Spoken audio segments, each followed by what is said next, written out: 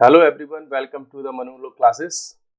In the daily news analysis, today is 22nd of March 2024. You are watching with Naresh Sharma. So guys, first of all, we are going to revise our previous day session with the help of MCQs, and some of you are doing very well. I appreciate your efforts that you are doing, and you are also trying to search important information with the help of Google on the internet. And I hope that you are also making some notes so that before few days of your examination you can easily revise your points. So guys, uh, the hard work you are doing right now, it will pay you after the result of the examination. ये मैं आपको assure करता हूँ कि जो आप अभी continuous efforts करते रहेंगे और इसका रिजल्ट आपको एग्जाम के रिजल्ट वाले दिन मिल जाएगा। चलिए स्टार्ट करते हैं आज के क्वेश्चन नंबर 1 से। क्वेश्चन नंबर 1 है, who have been appointed the two new election commissioners। अभी रिसेंटली दो नए इलेक्शन कमिश्नर्स को अपॉइंट किया गया है, जिसको लेकर के सुप्रीम कोर्ट में एक PIL भी गई थी कि ये जो सुप्रीम कोर्ट में इन्होंने कहा कि the appointment of two new election commissioners is hasty and opaque decision of the government of India. But there is now a case and the Supreme Court has decided the case and said that it was not a hasty and opaque decision. So first of all, just have a revision. Who have been appointed to new election commissioners? किस किस को appoint किया गया है? आपको पता ही होगा कि बहुत ज्यादा इलेक्शन कमिश्नर्स नहीं होते हैं इलेक्शन कमीशन में, तो वो नेम आपको पता होने चाहिए। BCD, क्या ऑप्शन करेक्ट है इसमें?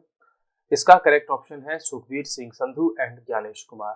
These two new commissioners have been appointed in the Election Commission of India.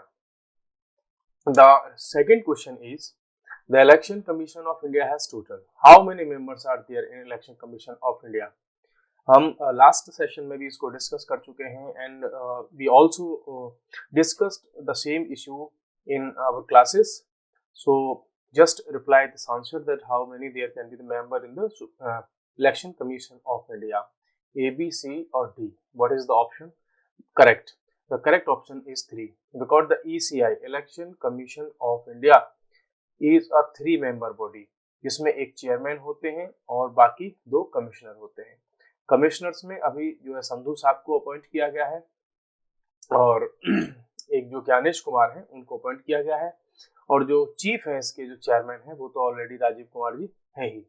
Now question number 3 की तरफ अपन मूव करते हैं। Mindfulness city project is being developed by, recently we discussed about a mindful city project, or it is being developed by a country as a sustainable city which will support the yoga, meditation and some nature friendly development.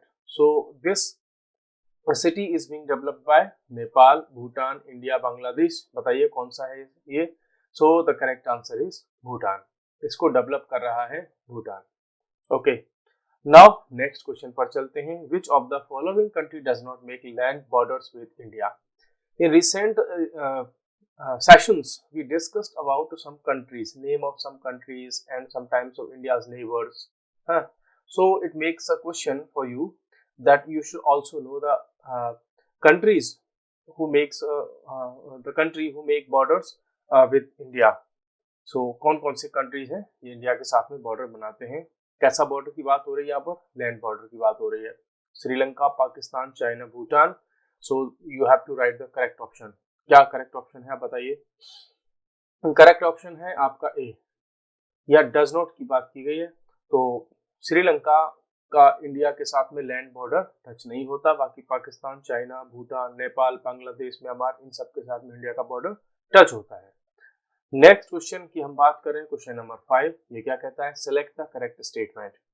People have the absolute right to choose any type of pet dogs. क्या people के पास में absolute right होता है किसी भी type के pet dog को जो है चूज करने के लिए? नो, ये बिल्कुल भी इनकरेक्ट है। Certain dogs breeds are more ferocious than others. क्या ये ऑप्शन करेक्ट है? The government should not intervene in pet dogs matters. Government को पेट डॉग्स के मैटर में इंटरवीन नहीं करना चाहिए। People have absolute right to have any type of pet animals? क्या उनके पास में एब्सोल्यूट राइट है कि वो किसी भी टाइप का पेट एनिमल्स अपने पास में रख सकते हैं? देखो, एब्सोल्यूट राइट कुछ राइट होता ही नहीं है, किसी के पास में ये राइट नहीं हो सकता कहीं भी। गवर्नमेंट शुड नॉट इंटरवीन की बात करें, नहीं, गवर्नमेंट को इंटरवीन करना पड़ेगा। कल को आप पेट डॉग्स ला रखे हैं, है ना, और उससे लोगों को अगर मीन्स हो, लोगों को किसी को काट लेते हैं, अटैक कर देते हैं, तो ऐसे केसेस में जो गवर्नमेंट होती है उसको इंटरवीन करना होता है। इसीलिए अभी क्या चलता है कि जो मेट्रोपॉलिटन सिटीज है ना, उसमें आपको डॉग्स वगैरह के लिए लाइसेंस रखना होता है, वो लाइसेंस रिन्यू किए जाते हैं और डॉक्टर्स के पास में उनके एंटी रेबीज के जो है इंजेक्शन लगते हैं, है ना। तो गवर्नमेंट के पास में उनका रिकॉर्ड रहता है कि किस किस इंसान के पास में कितने डॉग्स उन्होंने रखे हुए हैं। सो करेक्ट ये हो गया कि certain dogs breeds are more ferocious than others. Yes, this is the correct option, because ऐसी बहुत सारी डॉग की ब्रीड्स होती हैं जो फेरोसियस होती हैं, ज्यादा ही डेंजरस होती हैं। तो ये बात बिल्कुल करेक्ट है। अब हम नेक्स्ट क्वेश्चन की तरफ चलते हैं। Question number 6, select the incorrect statement. कैसा स्टेटमेंट सिलेक्ट करना है हमको? इनकरेक्ट स्टेटमेंट को सिलेक्ट करना है। So just read the given statements and then find out the correct statement. An authority or office of the government can be independent only if headed by a जज। देखो कैसा statement है कि कोई भी गवर्नमेंट का ऑफिस या authority तभी इंडिपेंडेंट हो सकती है जब वो किसी जज के द्वारा उसको हेड किया जा रहा हो, जज ही उसका मीन चीफ हो। इनकरेक्ट, इलॉजिकल बात है ना। An authority may be independent even if not headed by a जज। एक अथॉरिटी इंडिपेंडेंट तब भी हो सकती है जब भाई वो किसी जज के द्वारा उसको हेड नहीं किया जा रहा। यस, करेक्ट आंसर है बिल्कुल। ये देख लेते हैं, an authority can not be independent without the जज।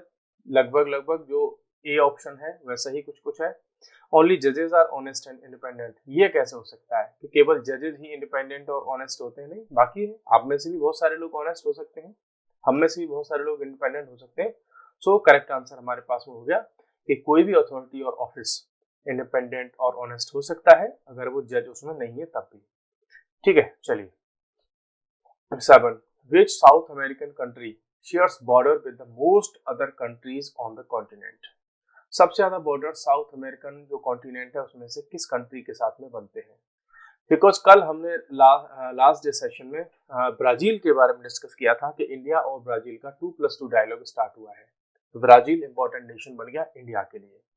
सो यहाँ इसका करेक्ट आंसर भी हो जाएगा ब्राजील, क्योंकि ब्राजील जो है बहुत बड़ा कंट्री है और मैं कहूँ उसकी जो साउथ अमेरिका है उसका सबसे बड़ा कंट्री है ब्राजील, है ना, और सबसे ज्यादा लैंड बॉर्डर्स बनाता है ब्राजील जो है साउथ अमेरिका में। What is the official language of Brazil? अब आपको जानकर के अचंभा होगा कि ब्राजील की जो ऑफिशियल लैंग्वेज है वो पुर्तगीज है। ठीक है, बिकॉज पुर्तगीज लोग यहाँ पर भी रहे थे और उन्होंने इसको कॉलोनी बना लिया था अपनी। Which South American country is the world's leading producer of coffee? World का सबसे बड़ा जो प्रोड्यूसर है कॉफी का वो कौन है? तो देखो साउथ अमेरिका उन्होंने ऑप्शन में दे ही दिया। अगर वो सिंपली ये भी बोलते हैं world's leading producer of coffee को कौन है, तब भी हम किसको लगाते? ब्राजील को ही लगाते हैं। So the correct answer is Brazil. Which river in south America is the longest in the world में? तो वर्ल्ड की सबसे लॉन्गेस्ट रिवर जो है साउथ अमेरिका में वो कौन सी है? Yes, of course it's Amazon river. ये वही अमेजन रिवर है जहां पर अमेजन की रिवर जो है फॉरेस्ट मिलते हैं और यहीं पर मिलता है आपका एनाकोंडा, जिस पर बहुत सारी हॉलीवुड में मूवी भी बन चुकी है ना। चलिए नेक्स्ट क्वेश्चन देख लेते हैं, लास्ट क्वेश्चन है। Which South American country is home to the world's highest waterfall? World का जो सबसे बड़ा हाईएस्ट जो वाटरफॉल है वो साउथ अमेरिका में है, और साउथ अमेरिका के किस कंट्री में है? और इस वाटरफॉल का नेम क्या है? एंजल फॉल्स, है ना, बहुत ऊंचा है। कौन सा कंट्री है? That is Venezuela. वेनेजुएला में है ये एंजल फॉल, है ना, वाटरफॉल जिसकी हम बात कर रहे हैं। वाटरफॉल बहुत बार एग्जाम में पूछा गया है कि वर्ल्ड का सबसे ऊंचा जो वाटरफॉल है वो कहां पर है, किस कंट्री में है? दैट इज इन वेनेजुएला, नाम है इसका एंजल फॉल। और कॉन्टिनेंट की बात करें तो ये साउथ अमेरिकन कॉन्टिनेंट में है ये। ठीक है, चलिए अब हम डिस्कस कर लेते हैं आज की other important news. ED arrest Kejriwal in excise policy case. Means कुछ लोग तो ये भी कह रहे हैं कि दुल्हन चली ससुराल, अरेस्ट हो गई केजरीवाल। ऐसा भी लोग बोल रहे हैं, है ना, अभी यूट्यूब पे हम देख रहे थे। तो जो चीफ मिनिस्टर ऑफ दिल्ली हैं और आम आदमी पार्टी के चीफ भी हैं, और इनको अरेस्ट कर लिया गया कल 21 मार्च को on the charges of money laundering and corruption in the matter of government की एक्साइज पॉलिसी। आपको पता है कि आम आदमी पार्टी की गवर्नमेंट है, उसमें एनसीटी ऑफ दिल्ली में, national capital territory of Delhi में, और यहाँ पर ये एक जो है एक्साइज पॉलिसी लेकर के आए थे लिकर के बारे में, है ना, अल्कोहल जो है दारू, उसके रिगार्डिंग में पॉलिसी लेकर के आए थे। इन्होंने स्टार्ट की कि जो है जो अब गवर्नमेंट के जो शराब के ठेके होते हैं उनको ये प्राइवेट जो एंटिटीज को देंगे, प्लस इन्होंने एक के साथ में एक फ्री दारू की बोतल बेचना स्टार्ट किया था, है ना। उसमें इन पर आरोप थे, एलिगेशंस थे कि इन्होंने इसमें क्या किया कि जो प्राइवेट कंपनी जो थी उनको जब इन्होंने शराब के ठेके देना स्टार्ट किया तो उसमें बीच में ये पैसा खा गए, है ना। और ये साथ में वन फ्री, मीन्स आपने सुना होगा कि आप क्लॉथ के स्टोर में जा रहे हैं तो वहां पे एक के साथ एक फ्री, लेकिन दारू ही फ्री में बांट रहे हैं भाई, तो कहाँ ले जाना चाहते हैं सोसाइटी को। तो ये आप एग्जाम्पल देख सकते हैं मोरालिटी के बेसिस पर, है ना। तो ये अभी इनको अरेस्ट कर लिया गया है। इशू ये था कि दिल्ली हाई कोर्ट में इनका केस गया, और केजरीवाल साहब के जो बड़े बड़े वकील थे, एडवोकेट्स, उन्होंने वहां पर अपनी जो है आर्ग्यूमेंट्स दिए, और केजरीवाल साहब ने कहा कि नहीं साहब, मुझको अरेस्ट नहीं किया जाना चाहिए, मेरे पास ऐसा कुछ भी नहीं है। तो जो ईडी था, एनफोर्समेंट डायरेक्टरेट, उन्होंने कोर्ट में अपनी तरफ से आर्गुमेंट दिए और कहा कि हमारे पास में इनके अगेंस्ट में सॉलिड प्रूफ्स हैं, एविडेंसेस हैं, और अगर इनको हम अरेस्ट नहीं करेंगे तो ये जो प्रूफ वगैरह इनको टेम्पर कर सकते हैं। तो कोर्ट ने कहा कि आप वैसे ही हल्ला मचा रहे हो, आपके पास कोई प्रूफ है नहीं, आप दिखाओ हमको, शो द प्रूफ। तो ईडी ने कहा कि देखो, हम इनको ओपन कोर्ट में नहीं दिखा सकते आपको, आप हमको मीन्स इनको क्लोज डोर्स में आप कहिए। तो फिर जो जज साहब थे उनको कोर्ट के अंदर एक अपने चैम्बर में ले गए, ठीक है, चैम्बर में जाकर के ईडी ने वो रिपोर्ट उनको दिखाई, वो एविडेंसेस दिखाए कि ये देखो साहब, है ना।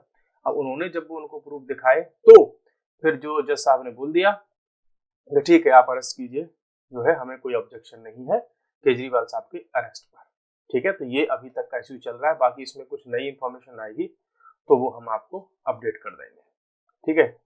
चलिए अब हम देखते हैं उषा मेहता, ये भी न्यूज में है। क्यों न्यूज में है? ये देखो, इनका ओरिजिनल फोटो है और इनके नाम पर एक मूवी बनी है, ए वतन मेरे वतन, इनका ये रोल प्ले कर रही है, ठीक है, सारा अली खान।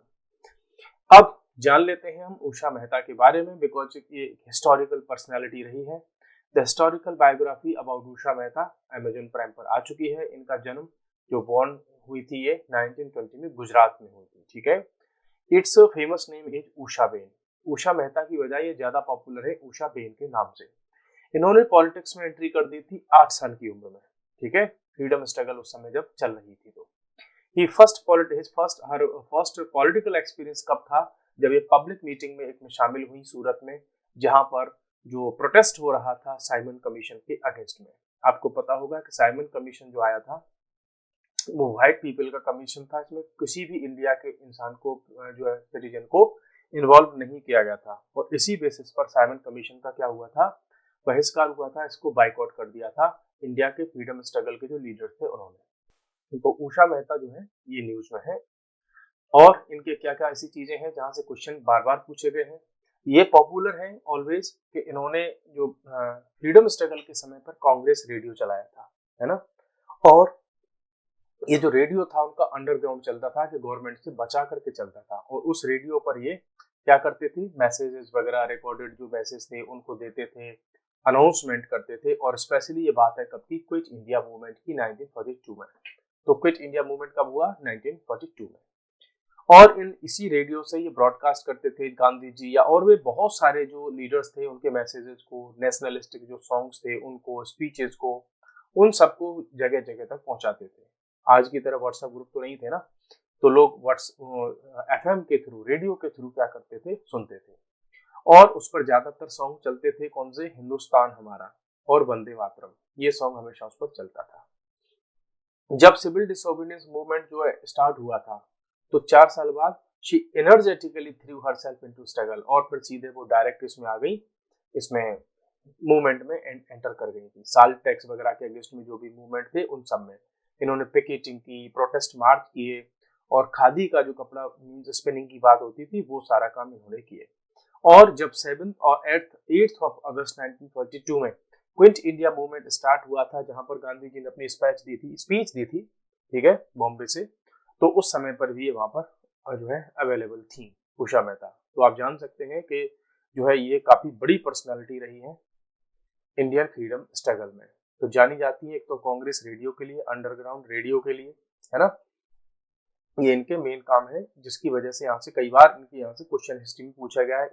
इसमें बहुत सारे एग्जाम्स में पूछे गए यहाँ से question. Report on income and wealth in equality in India, ये एक रिपोर्ट आई है जिसने स्टडी करके बताया है कि 1922 और 23 के बीच में जो इनकम है और वेल्थ है उसमें इंडिया में क्या इनइक्वालिटी है, क्या उसकी सिचुएशन है। What do you mean by inequality?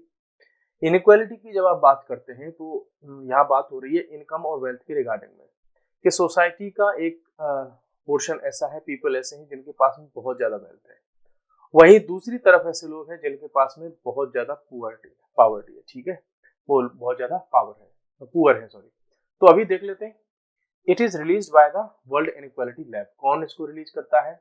World inequality lab, WIL इसको जो है पब्लिश करती है। क्या है WIL? WIL is a global research centre है जो फोकस करता है study of inequality and public policies that promote social, economic and environmental justice. इन चीजों पर ये फोकस करता है कि सोसाइटी में कैसे जो सोशल, इकोनॉमिक और एनवायरमेंट के क्षेत्र में जस्टिस हो सकता है लोगों के साथ में, उस पर फोकस करते हैं। ये अपनी रिसर्च रिपोर्ट्स प्रिपेयर करते हैं। क्या पता चला इस रिपोर्ट में, क्या इसकी फाइंडिंग्स हैं? What are the key findings of this report? Inequality declined post independence till the early 1980s, है ना। ये कह रहे हैं कि जो इनइक्वालिटी थी सोसाइटी में वो कम हुई थी 1980s तक, मींस फ्रॉम 1947 से 1980s तक। तो ये इनइक्वालिटी जो थी वो कम हुई, इसका मतलब इक्वालिटी बढ़ रही थी 1980s तक। लेकिन उसके बाद ये स्काई रॉकेट की तरह बढ़ना स्टार्ट हो गई 20s में आते आते। By the end of 2023, India's richest citizens own 40.1% of the country's wealth.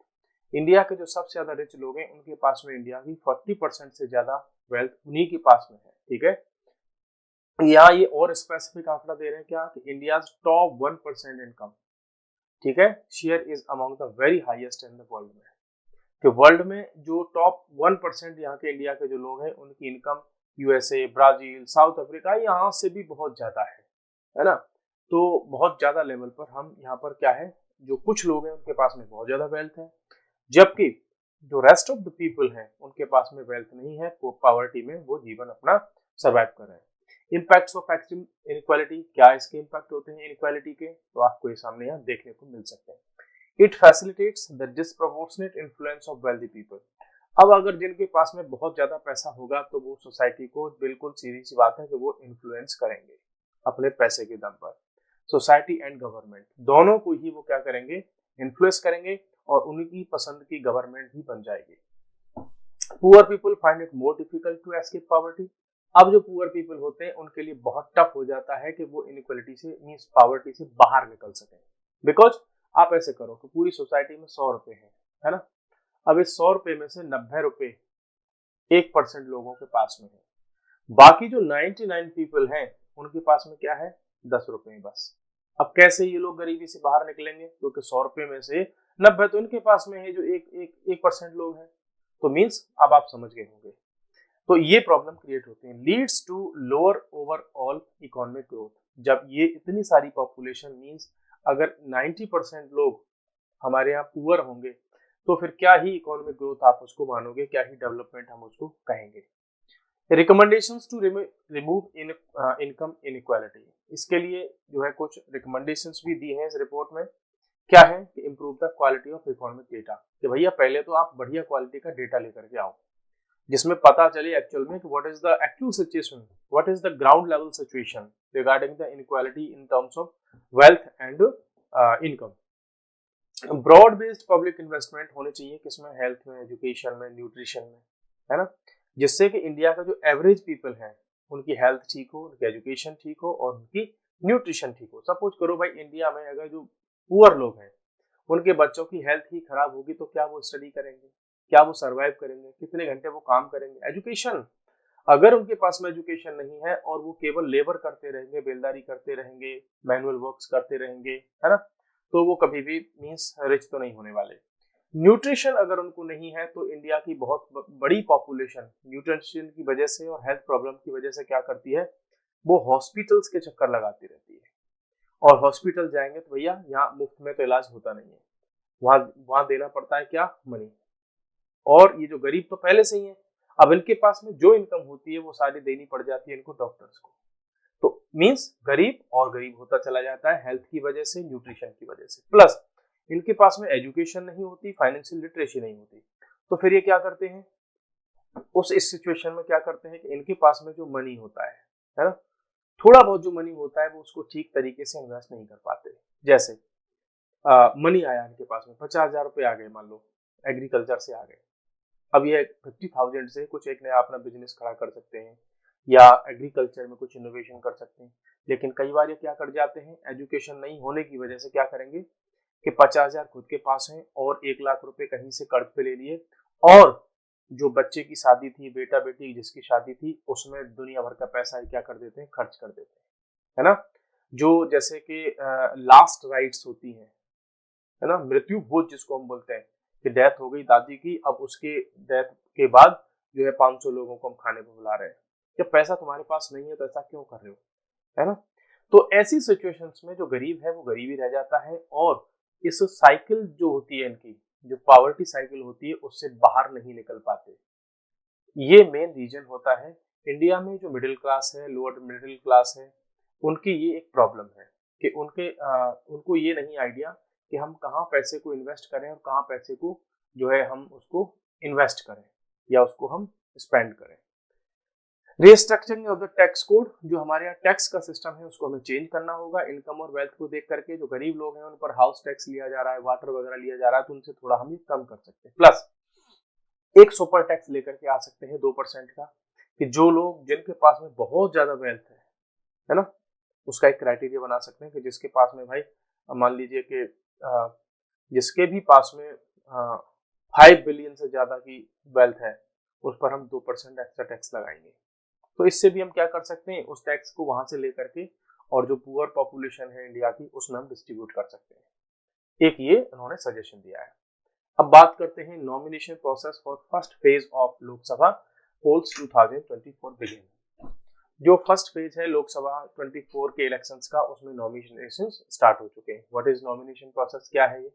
देखो, जब भी आपको इलेक्शन में मींस पार्टिसिपेट करना है, कंटेस्ट करना है, तो आप क्या करोगे, ऑफिस में जाओगे, गवर्नमेंट ऑफिस में अपना नॉमिनेशन फॉर्म फिल करोगे, भाई मेरे को भी एमएलए के इलेक्शन में फाइट करना है। तो ये क्या होगा, इसकी वजह से फिर इसी प्रोसेस को हम बोलते हैं नॉमिनेशन। आओ देख लेते हैं। Nominations are filed under the section 33 of the representation of the people act 1951। ये सेक्शन है, ये एक्ट है, सेक्शन आप भले ही भूल जाए, लेकिन एक्ट तो आपको पता होना चाहिए कि जो पीपल रिप्रेजेंटेटिव एक्ट है उसके अंदर क्या होता है, इनके नॉमिनेशंस होते हैं। डेट फॉर फाइलिंग, ये कौन डिसाइड करता है कि भाई कब से स्टार्ट होंगे, तो इलेक्शन कमीशन ऑफ इंडिया बताता है कि तब से ये स्टार्ट होंगे। कहां पर होते हैं नॉमिनेशन फाइल, आप में से अगर कोई करना चाहता है तो कहाँ होंगे, रिटर्निंग ऑफिसर होता है या असिस्टेंट रिटर्निंग ऑफिसर होता है, ठीक है, डिस्ट्रिक्ट लेवल पर, वहां ये नॉमिनेशन पेपर फाइल किए जाते हैं। क्या क्या इसके कुछ रूल्स हैं कि only an इलेक्टर in the constituency in which the candidate contest the election can be a proposer. ठीक है, मीन सपोज करो ए है और ये एमएलए का इलेक्शन फाइट करना चाह रहा है ना, तो इसके साथ में कोई एक पर्सन होना चाहिए जो, मान लो ये किसी करोल बाग से ये इलेक्शन में पार्टिसिपेट करना चाह रहा है, तो करोल बाग की कॉन्स्टिट्यूएंसी का कोई एक पर्सन होना चाहिए जो इसको सपोर्ट करे, प्रपोज करे, ठीक है, कि हाँ ठीक है मैं इसका समर्थन करता हूँ, ठीक है। One proposer is needed for candidate from a recognised political party. अब वो पॉलिटिकल पार्टी से अगर उसको टिकट मिली है तो उसको एक पर्सन चाहिए, और वो इंडिपेंडेंट फाइट कर रहा है तो उसको 10 प्रपोजर्स चाहिए। फिर अब वो इंडिपेंडेंट कैंडिडेट हो सकता है या ऐसी कोई रजिस्टर्ड अनरिकॉग्नाइज्ड पॉलिटिकल पार्टी का हो सकता है। मेन सिंपल सी बात है, जो पार्टी ठीक ठाक एस्टेब्लिश्ड पार्टी है ना, जिनको हम देखते हैं, वहां से अगर किसी को टिकट मिल जाती है तो एक पर्सन उसको सपोर्ट मिल जाए, वहीं से टिकट उसकी फाइनल मीन्स उसका नॉमिनेशन क्लियर है।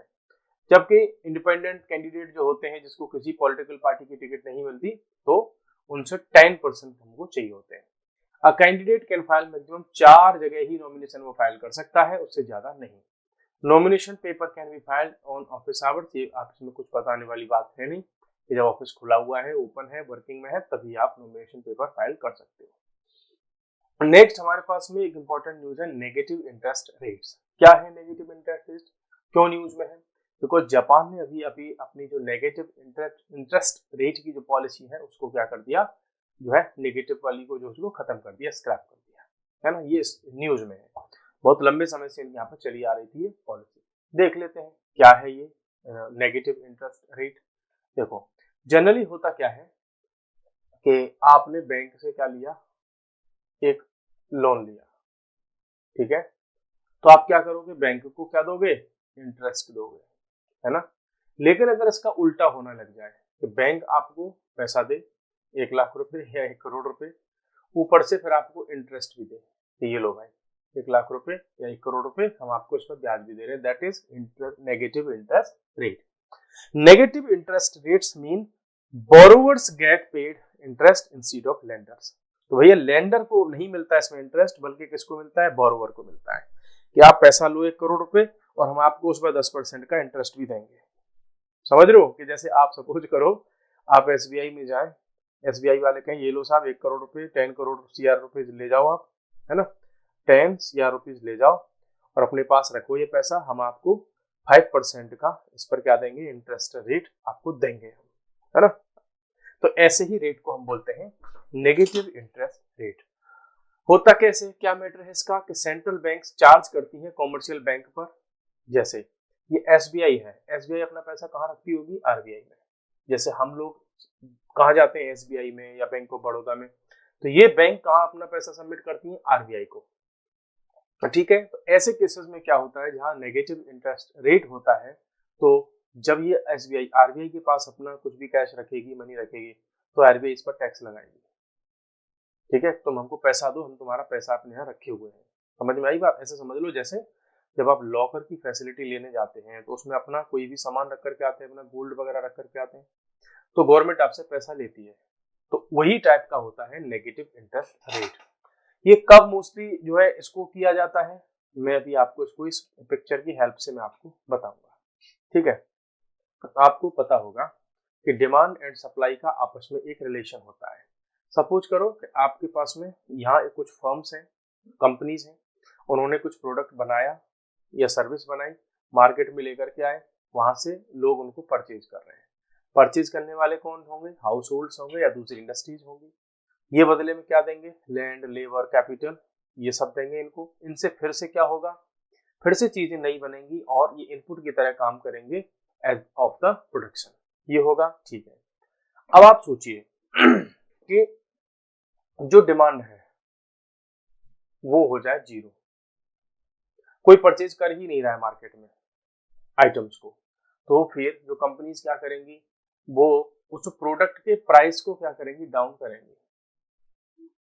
समझ रहे कि जहां पहले टोमेटो मान लो 40 रुपीज पर केजी बिक रहा, आपको लेने ही नहीं आ रहा है, रखे रखे खराब हो रहे हैं, सड़ रहे हैं, तो जो सेलर होगा वो क्या करेगा, वो बोलेगा भैया 10 रुपए केजी ले जाओ।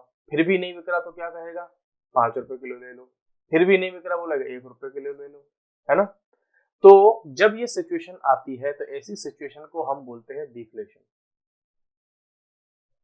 मींस जो प्राइसेस है वो गिरना स्टार्ट हो जाते हैं। जबकि इन्फ्लेशन में क्या होता है, इन्फ्लेशन में होता है कि प्राइस का राइज होता है, बढ़ते हैं। जैसे पहले टोमेटो बिक रहा मान लो 1 रुपए किलो, ठीक है, ज्यादा लोग डिमांड करने लगे, नहीं भाई हमें दो टोमेटो, पर वो सेलर क्या बोलेगा, नहीं मैं 1 रुपए किलो नहीं दूंगा, अब आपको 5 रुपए किलो दूंगा। लोग बोलेंगे ठीक है लाओ दे दो, फिर भी कम पड़ रहे हैं, ठीक है, डिमांड फुलफिल नहीं हो रही है, फिर ये बोलेगा नहीं मैं तो 10 रुपीज केजी दूंगा, आपको लेना है तो लो, नहीं तो आगे बढ़ो। फिर लेने वाला कहेगा ठीक है दे दो, फिर उसको लगा नहीं यार फिर कम पड़ रहे, फिर बोलेगा नहीं मैं तो 40 रुपये केजी दूंगा, है ना, आपको लेना है तो लो, नहीं तो बहुत सारे लोग खड़े हुए परचेज करने के लिए। दिस सिचुएशन जो होती है जब प्राइस राइज होता है तो बोलते हैं हम इन्फ्लेशन, और जब प्राइस गिरना स्टार्ट हो जाते हैं डिफ्लेशन, इसको बोलते हैं डिफ्लेशन। तो जापान की सिचुएशन ऐसी हो गई थी वर्ल्ड वॉर के बाद में, और काफी लंबे समय तक, कि वहां पर चल रहा था डिफ्लेशन, है ना। तो जो बैंक थी वो ये प्रमोट करती थी कि भैया पैसा हमारे पास में डिपॉजिट मत करो, तुम अपने पास रखो और उल्टा हमसे ले जाओ, लेकिन क्या करो, कुछ बिजनेस करो, कुछ इन्वेस्टमेंट करो, है ना, नई एम्प्लॉयमेंट जनरेट करो। मार्केट में जब लोगों के पास जेब में पैसा होगा तो क्या होगा, मार्केट में परचेज करने जाएंगे आइटम्स को, तो डिमांड बढ़ जाएगी, डिमांड बढ़ेगी तो जो इंडस्ट्रीज हैं वो नया प्रोडक्शन करेंगी, नया प्रोडक्शन करेंगी तो क्या होगा, नए लोगों को एम्प्लॉयमेंट देंगी, है ना, और उससे इकोनॉमी का डेवलपमेंट होता है। इसी की बात हमने यहाँ पर की है, ठीक है। ये रहा आपका, तो नेगेटिव इंटरेस्ट रेट वगैरह ये सब थे, बाकी इसमें ऐसा कुछ विशेष है नहीं, ये है आपका लिए एक कॉन्सेप्ट। सो गाइस आज के लिए इतना ही, कल फिर मिलते हैं नेक्स्ट सेशन में नई न्यूज के साथ में और नए एमसीक्यूज के साथ में। Guys thank you very much and take care, bye bye.